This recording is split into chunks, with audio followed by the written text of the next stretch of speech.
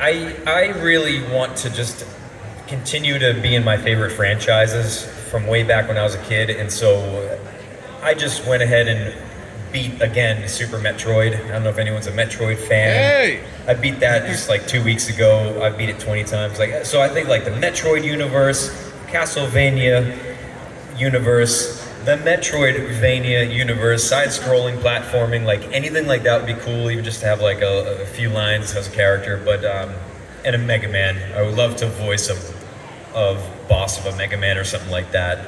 So many. Okay, so this is going to be a three. You guys are all answering this one. Go across the line. Let me ask first. I know you two have. Have you done mocap as well? Have I done Yes. mocap? I have done mocap, and I will tell you my first mocap experience. I can talk about it now, but does anybody That's know? actually what I was going to ask about. You want to say something for posterity? Oh yeah. Does anybody know the franchise for Grand Theft Auto? Yeah. So they did a Grand Theft Auto. I'm gonna try not to say names. They did a Grand Theft Auto for Hong Kong. So one of the parts that I was cast for, I went and I did the whole thing for like a few days, and then I had to go back and do pickups. And I listened and I was like, that's not my voice. And I was like, they're like, Jenny, can you just come into the office? We're so sorry. Well, anyway, they ended up casting the whole game with like any Asian star that you know, and basically like these household names. I ended up doing 5 different characters because either A, they couldn't do it, or B, they didn't want to do it. And the person who did that main part that I did, I was like, it sounds like me, but it's not. They're like, well, it's so-and-so. And I was like, well, did she just copy my like original thing I did? And they're like, no comment. So that was kind of my introduction to mocap, and it was really fun to do. And then What was your first good experience with mocap? well, I mean, it was a great experience because it was really difficult, and I like a challenge, and it was like the first scene I had to do, I had to come in bawling and crying, and if you guys know, you're wearing, I'm dating myself, but we had all the wires, and I think now they do it more wirelessly, but this bright light in your face, and I'm like, it's just, oh my, and the guy trailing behind you, like, oh my, it was intense, but it was a good experience, it was great. Good. That's super. I was going to say my experience was not quite as maybe dramatic. My first time doing performance capture was for a game for a very little franchise called Lord of the Rings. And I was in a game called Middle-earth: Shadow of War. And I played a shield maiden named Idril during the fall of Minas Ithil. And it was very, very cool, because for me, my very first performance capture experience, I did 4 lines of a voiceover audition in a British accent. If you just want to know how casting sometimes goes. 4 lines for something, no idea what it was. I had an age range, a British accent, and 4 very specific, like, random kind of like lines about artifacts. It was a fantasy game. And then I found myself like walking onto the Warner Brothers lot, like, what am I doing? What's happening here? And my favorite story is that I walked into that room, I had no experience in video games specifically. I was an actor, film, TV, had done some voiceover, but like first time going in for like a big PCAP job. And walked in, had no idea what was happening, and we did a full chemistry read. So I had a reader who was there like reading through the scenes with me. And I remember walking out being like, that reader was so good. They should use him. It was Troy Baker, who was the director, and most people will know him as Joel in The Last of Us. And I didn't know who he was at that time, but he was performing the scenes live, and now we laugh about it, because I just remember walking out being like, yeah, wow, that guy's got a career ahead of him, you know? So that was my first PCAP experience, and I was just surrounded by a whole bunch of amazing pros and a bunch of the Critical Role peeps. Travis Willingham played my dad, and Laura Bailey was an elf, so I just really was surrounded by talented people that knew a lot about the industry, and I learned very quickly. My first experience was Resident Evil 2. That was my first video game I worked on, and I had to learn really everything. It's a very different kind of medium, would you say? It's probably closer to theater than it is to TV and film, the way that they do it. And I had to learn going into it. Even for the audition, it was really daunting because I knew what motion capture was. I knew I didn't have the experience in it, and I didn't even have theater experience. And so I reached out to some friends of mine who knew most about it and have been in it for a while. And I said, just tell me about it. What am I going to know for this audition? And they really helped me with the audition process. And then once we got into it, I realized it's not as scary as it looks. Yes, there's the head cam, and like she said, the light is flashing in your face, the camera is right here staring at you, every movement. But you get over it, and it's just it's a brilliant time. It's a very creative atmosphere because you are in essentially an empty room, and you have to imagine the whole crazy world of Lord of the Rings or whatever world you're in. You've got to imagine it because it's like this: bright fluorescent lights staring at you, cameras, but it's fun, and we love doing it. That's why we're here. Okay, so we are going to open it up to some questions, but I know this one's going to come up, so I'm just going to get it here. In 15 seconds, the best advice you can give to somebody who wants to become a voice actor or actress. Sure, 15 seconds.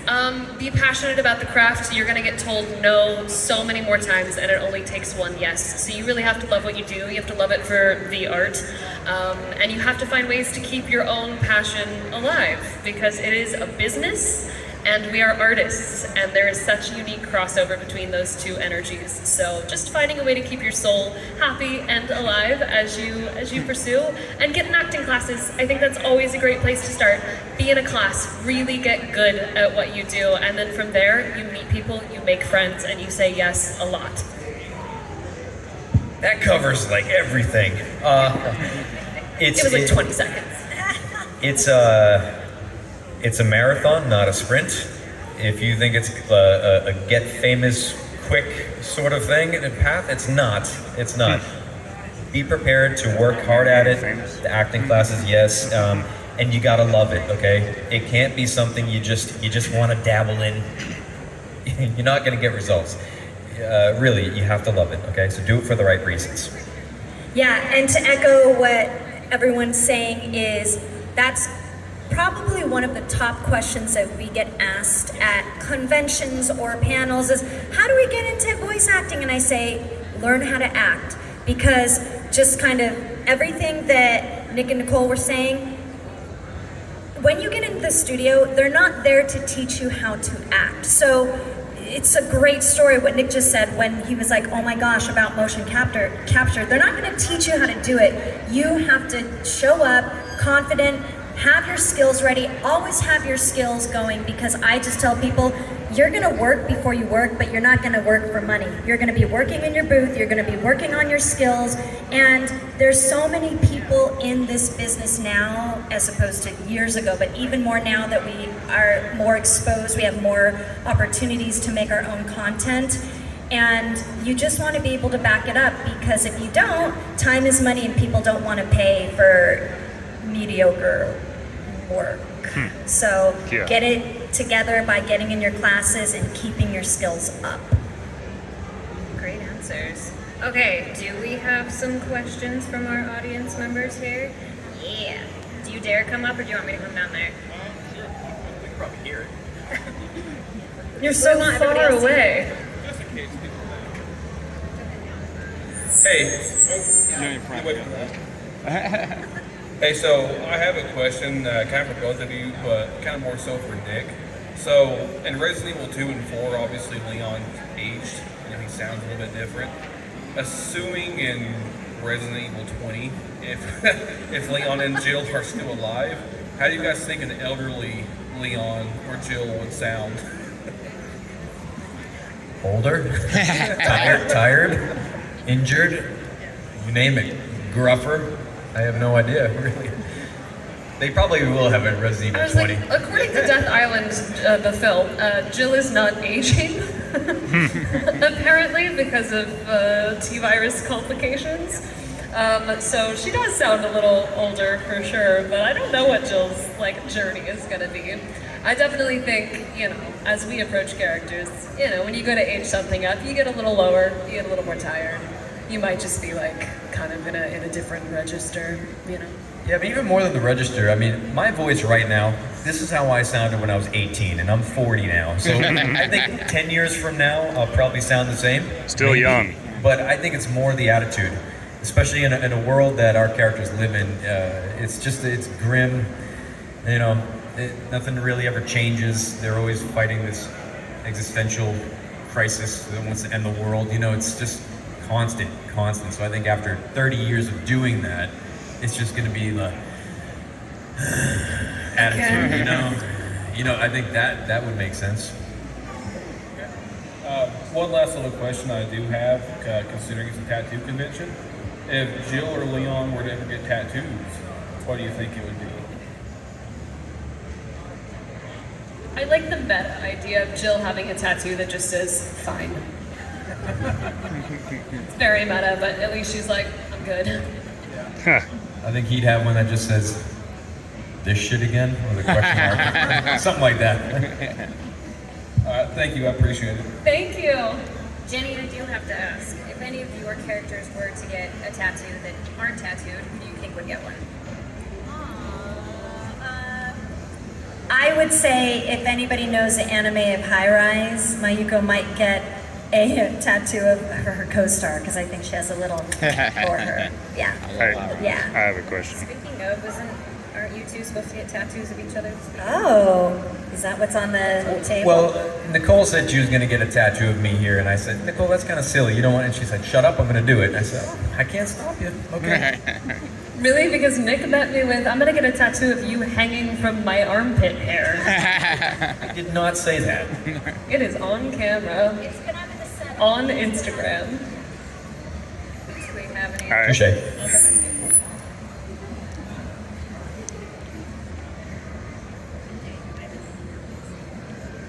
This question's for all of you. What is a piece of work or a role that you've done that you think deserves more attention than it gets? Oh, that's such a great question.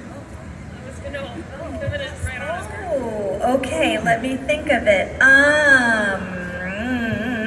Okay. So, Hold this. I would say I Ask the do this question next. anime, and it's kind of starting to. It's been around for a minute, but the character that I voice in an anime called Scissor 7, her character's name is 13 because she's the 13th best assassin in the world. But I really love her character arc, and the anime actually it's becoming a little bit well known, but I just really like her character arc. So as people learn about it more, or if they know it, they always come up to me and say, "Oh my gosh," and they know. It's that kind of like, if you know, you know. So I would say probably that character for now. Okay. Hello. The show I mentioned earlier, The Fixers, if anyone here watches HGTV type shows, building shows, stuff like that, this is a building show mixed with documentary style, showcasing different communities all around the world. I've never seen anything quite like it. It's on a smallish network called the BYU TV network, and I'm not sure why it hasn't gone on to a bigger network. That's not what I deal with at all. But it's a beautiful show. I'm not saying that because I build and host on it. It's really heartfelt, and it showcases really, really important nonprofit organizations from all around the world who are trying to make a difference for the people around them. Whether it's a village, whether it's half of a country, it doesn't matter. All the stories are different.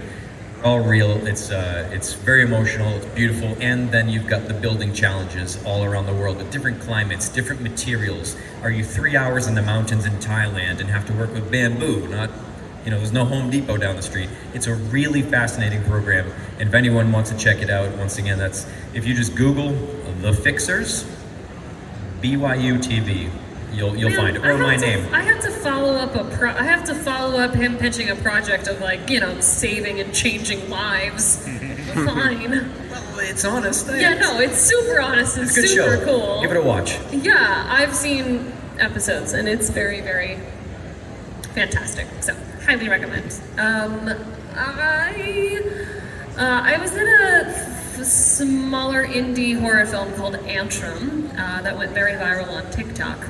at one point. And it's just a film that it's not everyone's cup of tea because it's kind of a slow 70s style thriller. But I loved the people that I worked with, and I loved working on that film, and I think it just deserves a little more hype and attention, because I think that character was really intense and very cool and had a lot going on, so I don't know. Act out your favorite scene right now. She goes through a lot, so I'm gonna pass.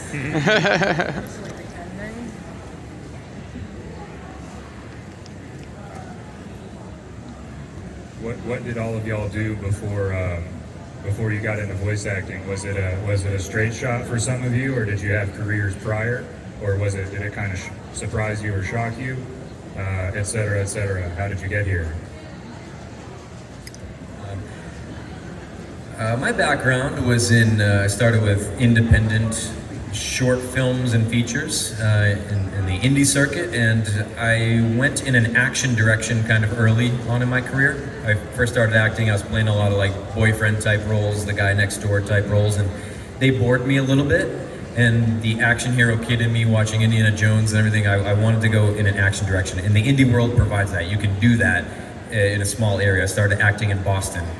Boston is a college town. They have a lot of talented kids coming up out of these film programs in these colleges, and you can get in their films pretty easily. It's not a huge market. It's not a giant sea of actors like Los Angeles, and so I got my sea legs, as they say, in Boston.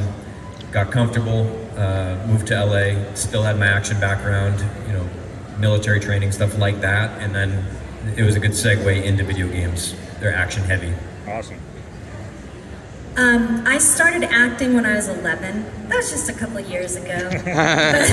but actually, my first job was a voiceover job, and then from then on out, I've been fortunate enough to do like practically all genres. I used to be on a TV show. I was like in a girl band. I've done like guest spots. I've done theater and toured many years, and it's funny because my first job being a voice job, I was like, oh, this is really fun.